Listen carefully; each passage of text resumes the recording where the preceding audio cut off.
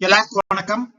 இந்த வீடியோல டிசம்பர் 2, 2025 அன்னைக்கு பிசினஸ் நியூஸ் பேப்பர்ஸ்ல வந்த முக்கியமான பொருளாதார மற்றும் முதலீடு சார்ந்த செய்திகளோட ஒரு சம்மரி தான் நம்ம பார்க்க போறோம். இன்னைக்கு மார்க்கெட் நெகட்டிவா தான் வந்து க்ளோஸ் ஆயிருக்கு. 143 பாயிண்ட் வந்து கீழே வந்து விழுந்திருக்கு.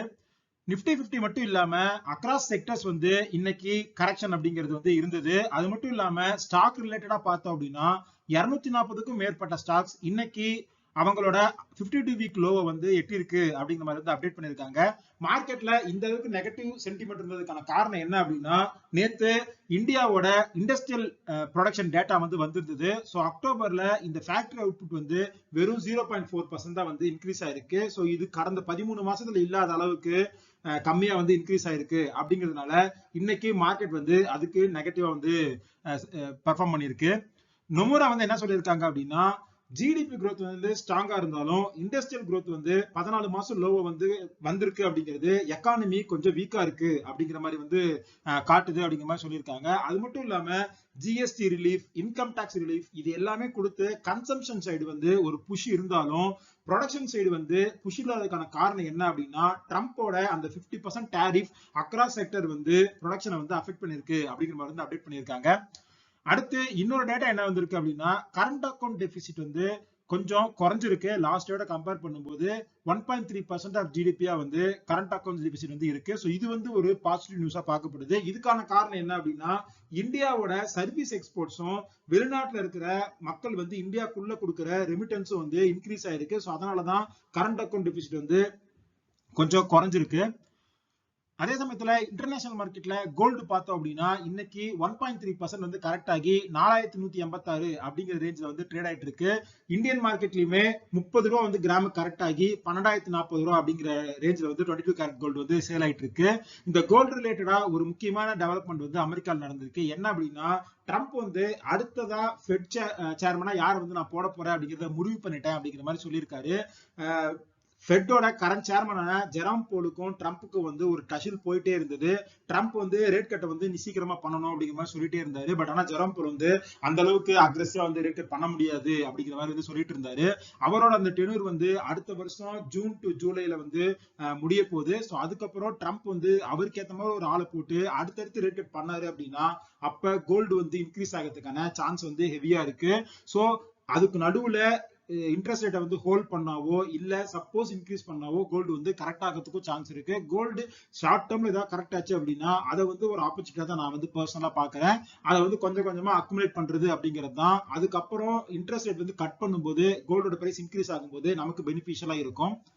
அடுத்து இந்தியாவோட எக்கானமி பிரஷர்ல இருக்கிறதுக்கான இன்னொரு அறிகுறி என்ன அப்படின்னா, ரூபாய்க்கு எதிரான டாலருக்கு எதிரான ரூபாயின் மதிப்பு வந்து 89.95 போய் வந்து தொற்றுருக்கு. ஸோ இது வந்து அடுத்தடுத்து ஆல் டைம் லோ கிட்ட வந்து போயிட்டே இருக்கு.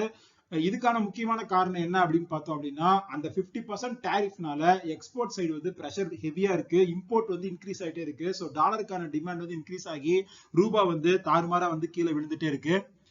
அடுத்து மார்க்கெட்ல எஃப்ஐஐஸ் வந்து இந்த போன மாசம் வந்து ஃபுல்லாவே சேல் பண்ணியிருந்தாங்க நவம்பர்ல அப்படின்னு நேத்து வந்து பார்த்திருந்தோம். அதே சமயத்துல இப்ப என்ன டேட்டா வந்திருக்கு அப்படின்னா, ரீட்டைல் இன்வெஸ்டர்ஸ் அதாவது தனித்தனியா இன்வெஸ்ட் பண்றது ரீட்டைல் இன்வெஸ்டர்ஸ் வந்து கடந்த 2 மாசத்துல மார்க்கெட்ல 25,300 கோடி வந்து சேல் தான் பண்ணிருக்காங்க. சோ இதுல இருந்து நமக்கு என்ன தெரியுது அப்படின்னா, மியூச்சுவல் ஃபண்ட்ஸ் மட்டும் தான் மார்க்கெட்ல பை பண்ணிட்டு இருக்காங்க. Both FIIs and retail investors ரெண்டு பேருமே வந்து மார்க்கெட்ல அடுத்தடுத்து சேல் தான் பண்ணிட்டு இருக்காங்க. அடுத்த ஸ்டாக் ரிலேட்டட் அப்டேட் என்ன அப்படிங்கறத பார்க்கலாம். நேத்தே நம்ம நியூஸ்ல பார்த்தோம், பஜாஜ் பைனான்ஸ் வந்து அவங்களோட கிட்ட இருக்கிற ஸ்டேக்ல 2% ஸ்டேக்கை வந்து பஜாஜ் ஹவுசிங் பைனான்ஸ்ல வந்து விற்க போறாங்க அப்படின்னு சொல்லி பிளாக் டீல் மூலமா அதோட எஃபெக்ட் வந்து இன்னைக்கு ஷேர்ல ஹெவியா இருந்தது. 9% கிட்ட இந்த ஷேர் வந்து கரெக்ட் ஆயிடுச்சு. இந்த ஷேர் நல்ல கம்பெனி தான். பஜாஜ் ஹவுசிங் பைனான்ஸ்ங்கிறது ஒரு சூப்பர் கம்பெனி தான். பட் ஆனா அதோட புக் வேல்யூட கம்பேர் பண்ணும்போது 8 புக் வேல்யூ கிட்ட வந்து இருந்தது. அங்க இருந்து கம்மியாகி இப்பயுமே 4 புக் வேல்யூக்கு மேல இருக்கு. ஸோ இப்பயுமே இந்த ஷேர் வந்து கொஞ்சம் காஸ்ட்லியா தான் இருக்கு. வெயிட் பண்ணி இன்னும் நல்லா கரெக்ட் ஆச்சு அப்படின்னா கொஞ்சம் வேல்யூல வந்துச்சு அப்படின்னா தான் நான் வந்து பர்சனலா கன்சிடர் பண்ணலாம் அப்படின்னு இருக்கேன். அடுத்து பேங்க் நிஃப்டில இன்னைக்கு ஒரு அப்டேட் இருக்கு. எஸ் பேங்க் அண்ட் யூனியன் பேங்க் இது ரெண்டுமே பேங்க் நிஃப்டிக்குள்ள இன்க்ளூட் ஆக போகுது அப்படிங்கிற மாதிரி அப்டேட் பண்ணிருக்காங்க. இந்த நியூஸ்னால இந்த ரெண்டு ஷேருமே இன்னைக்கு பாசிட்டிவ் வந்து ட்ரேட் ஆயிட்டு ஆயிட்டு இருந்தது.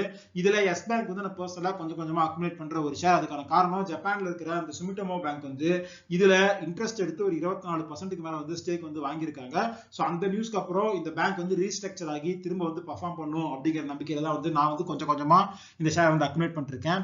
அடுத்து இன்னைக்கு ஐடிசி ஷேர்ல வந்து பிரஷர் இருந்தது. 1% கிட்ட வந்து இந்த ஐடிசி ஷேர் கரெக்டா இருந்தது. அதுக்கான காரணம் என்ன அப்படின்னா இந்த டொபாக்கோ அண்ட் பான் மசாலா ரிலேட்டடான ப்ராடக்ட்ஸ் மேல டாக்ஸ் வந்து ஹையரா போடுறதுக்கான அந்த பில் வந்து லோக்சபால இன்னைக்கு இன்ட்ரோடியூஸ் ஆயிடுச்சு. சோ அதோட பிரஷர் அப்படிங்கிறது இன்னைக்கு ஐடிசில வந்து இருக்கு. இந்த ஷேருமே நான் வந்து கொஞ்சம் கொஞ்சமா லாங் டேர்ம்க்கு கன்சிடர் பண்ற ஒரு ஷேர் தான். அடுத்து விப்ரோ, ஒரு 2 நாளைக்கு முன்னாடி தான் விப்ரோல நடந்த ஒரு 2-3 டெவலப்மெண்ட் பத்தி பார்த்திருந்தோம். இன்னைக்கு அந்த விப்ரோவோட கன்சியூமர் கேர் செக்மெண்ட் வந்து என்ன சொல்லியிருக்காங்க அப்படின்னா, நாங்க அடுத்தடுத்து அக்விசிஷன்ஸ் வந்து பிளான் பண்ணியிருக்கோம். 6000 to 7000 கோடி ஒர்த் ஆஃப் அக்விசிஷன் வந்து நாங்க பண்ண போறோம் அப்படிங்கிற மாதிரி சொல்லியிருக்காங்க. இந்த கன்சியூமர் கேர் செக்மெண்டே வந்து ஆல்ரெடி 20க்கும் மேல அக்விசிஷன்ஸ் பண்ணி அதை வச்சுதான் வந்து பிசினஸ் வந்து ரன் பண்ணிட்டு இருக்காங்க ஹெவியா. சோ இப்போ புதுசா வந்து லிக்விட் டிடர்ஜென்ட், ஃபேப்ரிக் கண்டிஷனர்ஸ், அப்புறம் பாடி வாஷ், இந்த செக்மெண்ட்ல வந்து எங்களுக்கு ஆப்பர்ச்சுனிட்டிஸ் வந்து இருக்கு. சோ அதுல சின்ன சின்ன கம்பெனிஸா வந்து அக்வயர் பண்றதுக்கான ஒர்க் வந்து நாங்க பண்ணிட்டு இருக்கோம் அப்படின்னு சொல்லியிருக்காங்க. சோ பர்சனலா நான் இந்த விப்ரோ ஷேருமே கொஞ்சம் கொஞ்சமா வந்து அப்பப்ப கன்சிடர் பண்ணிட்டு தான் இருக்கேன். பட் ஆனா இதெல்லாம் ரொம்ப ஸ்லோவா கம்மி குவான்டிட்டியில லாங் டேர்ம்க்கு வந்து அக்குமுலேட் பண்ற ஒரு டைப்ல தான் வந்து நான் வந்து பண்ணிட்டு இருக்கேன். அடுத்து செக்டார் வைஸ் அப்டேட் அப்படின்னு பார்த்தோம்னா, இன்னைக்கு ஃபார்மால 2-3 அப்டேட் இருக்கு. சன் ஃபார்மா வந்து அவங்களோட லுமாயா அப்படிங்கிற ட்ரக்கை வந்து இந்தியால லான்ச் பண்ணிருக்காங்க. அடுத்து லூபின் வந்து யுஎஸ் எஃப்டிஏவோட அப்ரூவல் வந்து லூபினுக்கு கிடைச்சிருக்கு. அவங்களோட ஃபர்ஸ்ட் பயோசிமிலர் ட்ரக்கை வந்து யுஎஸ்ல சேல் பண்றதுக்கு அவங்களுக்கு வந்து அப்ரூவல் கிடைச்சிருக்கு.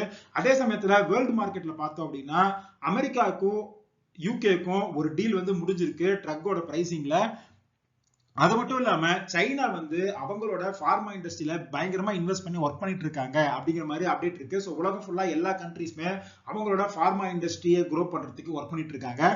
அதே மாதிரி இந்தியாவில் இருக்கிற ஃபார்மா கம்பெனிஸோட எக்ஸ்போர்ட்ஸ் வந்து நல்லா க்ரோ ஆகிறதுக்கான சான்ஸ் இருக்கு அப்படின்னு அனலிஸ்ட் சொல்லியிருக்காங்க. அதுக்கான காரணம் என்ன அப்படின்னா, இன்டர்நேஷனல் மார்க்கெட்ல ஒரு சில ப்ராடக்ட்ஸோட பேட்டர்ன் வந்து முடிய போகுது. சோ அதோட ஜெனரிக் மெடிசன் எல்லாருமே இந்தியாவோட ஃபார்மா கம்பெனிஸ் வந்து பண்றதுனால சோ அடுத்தடுத்த நாட்கள்ல ஃபார்மா எக்ஸ்போர்ட்ஸ் வந்து இன்க்ரீஸ் ஆகிறதுக்கான வாய்ப்பு இருக்கு அப்படின்னு சொல்லியிருக்காங்க.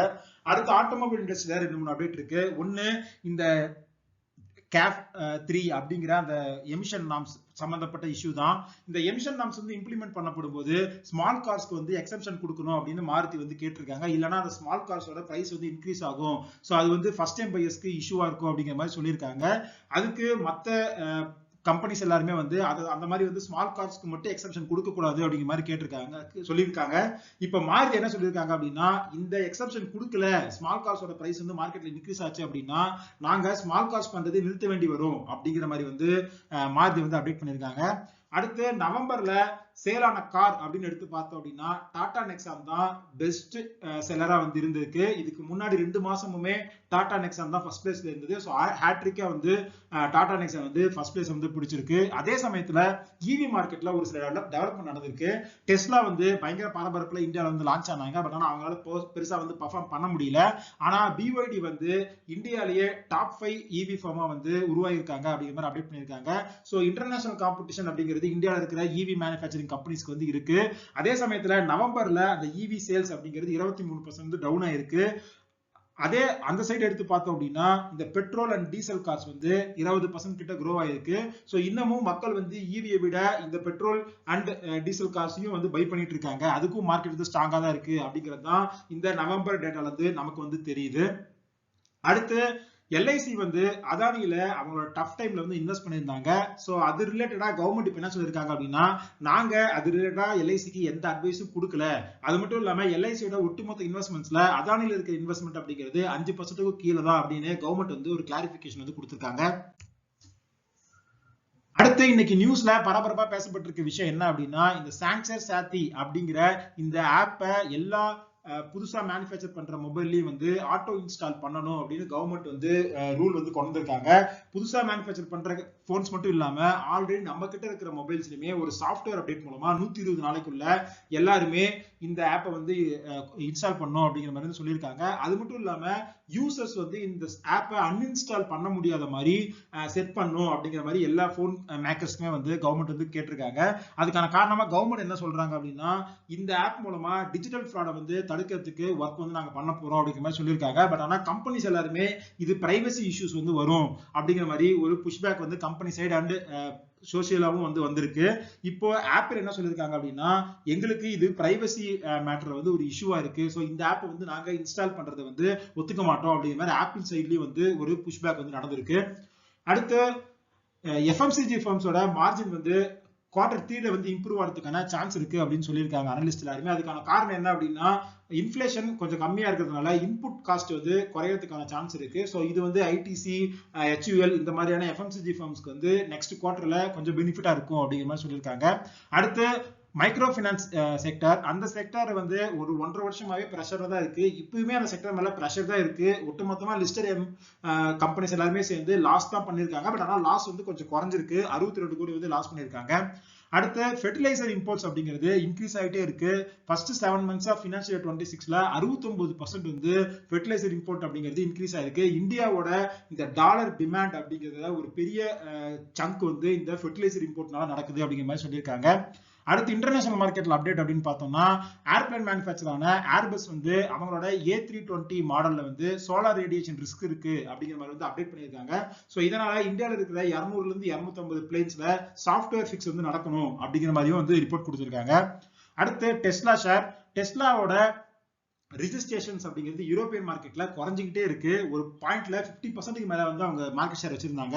பட் ஆனா இப்போ சைனால இருந்து அங்க யூரோப்பியன் மார்க்கெட்ல அவங்களுக்கு காம்படிஷன் ஹெவியா இருக்கிறதுனால அவங்களோட சேல்ஸ் அப்படிங்கிறது குறைஞ்சிட்டே இருக்கு. ஸோ அதே சைட்ல மைக்கேல் பெரி என்ன சொல்லியிருக்காரு அப்படின்னா, நான் டெஸ்லாவை வந்து ஷார்ட் பண்றேன் அப்படிங்கிற மாதிரி சொல்லியிருக்காரு. அதுக்கு அவர் காரணமா சொல்லியிருக்கிறது வேல்யூவேஷன் ரொம்ப அதிகமா இருக்கு. அது மட்டும் இல்லாம ரீசெண்டா எலான் மஸ்க்கு வந்து ஒரு பெரிய பேச்செக் வந்து கொடுத்தாங்க. ஸோ இது ரெண்டுமே அந்த ஷேர் மேல ஒரு பிரஷரை வந்து கிரியேட் பண்ணும் அப்படிங்கிற மாதிரி மைக்கேல் பெரி வந்து அப்டேட் பண்ணியிருக்காரு. அடுத்து அமெரிக்கன் மார்க்கெட் எடுத்து பார்த்தோம் அப்படின்னா, நேத்து அமெரிக்கன் மார்க்கெட் கொஞ்சம் பிளாட்டா தான் இருந்தது. சோ அடுத்தடுத்த நாட்கள்ல எப்படி வரும் அப்படிங்கிறது இந்த மாசம் ஃபெட்டோட மீட்டிங்ல அவங்க ரேட் பண்ணுவாங்களா பண்ண மாட்டாங்களா அப்படிங்கறத பொறுத்து தான் இருக்கு. சோ இதெல்லாம் தான் இன்னைக்கு பிசினஸ் நியூஸ் பேப்பர்ஸ்ல வந்த முக்கியமான பொருளாதாரம் மற்றும் முதலீடு சார்ந்த செய்திகள். இந்த வீடியோல நம்ம டிஸ்கஸ் பண்ண விஷயங்கள் எல்லாமே ஒரு இன்ஃபர்மேட்டிவ் பர்பஸ்க்கு தான். இதை வச்சு நீங்க வந்து இன்வெஸ்ட் பண்றதுக்கு முன்னாடி பர்சனலா ரிசர்ச் பண்ணிட்டு ஒரு செபி சர்டிஃபிகேட்டை செக் பண்ணிட்டு அதுக்கப்புறம் வந்து இன்வெஸ்ட் பண்ணுங்க. இந்த வீடியோ பிடிச்சிருந்தா லைக் பண்ணுங்க, நம்ம சேனல் சப்ஸ்கிரைப் பண்ணுங்க. இதே மாதிரி இன்னொரு வீடியோ மீட் பண்றேன். அது வரைக்கும் நன்றி, வணக்கம்.